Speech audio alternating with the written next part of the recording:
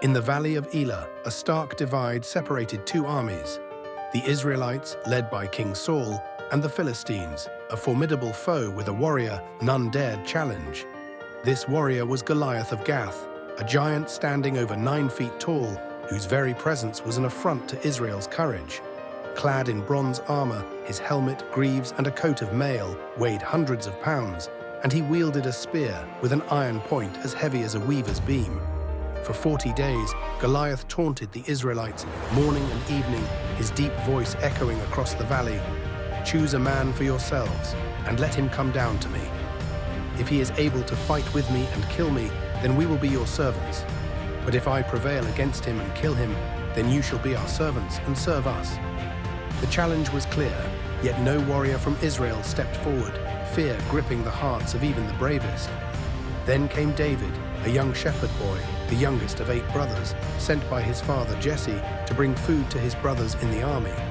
As David arrived with provisions, he overheard the giant's challenge, and his spirit stirred. He asked those around him, "What shall be done for the man who kills this Philistine and takes away the reproach from Israel? For who is this uncircumcised Philistine that he should defy the armies of the living God?" His words reached King Saul, who summoned the youthful David. Saul looked upon him and said, "You are not able to go against this Philistine to fight with him, for you are but a youth, and he a man of war from his youth."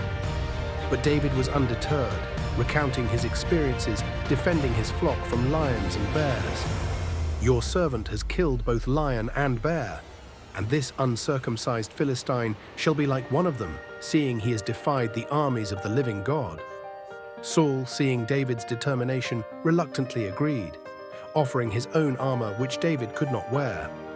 Instead, David chose his shepherd's staff, selected 5 smooth stones from a nearby brook, placed them in his bag, and with his sling in hand, he advanced toward Goliath. The giant, upon seeing David, scorned him, "Am I a dog, that you come to me with sticks?" But David responded boldly, "You come to me with a sword, with a spear, and with a javelin. But I come to you in the name of the Lord of hosts, the God of the armies of Israel, whom you have defied. This day the Lord will deliver you into my hand, and I will strike you down and cut off your head." With that, as Goliath moved to attack, David ran quickly toward the battle line. He slung one of his stones with precision. It struck Goliath on the forehead, penetrating his skull. The giant fell face forward to the ground.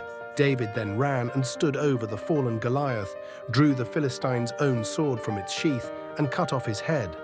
The sight of their champion's defeat sent the Philistines into panic.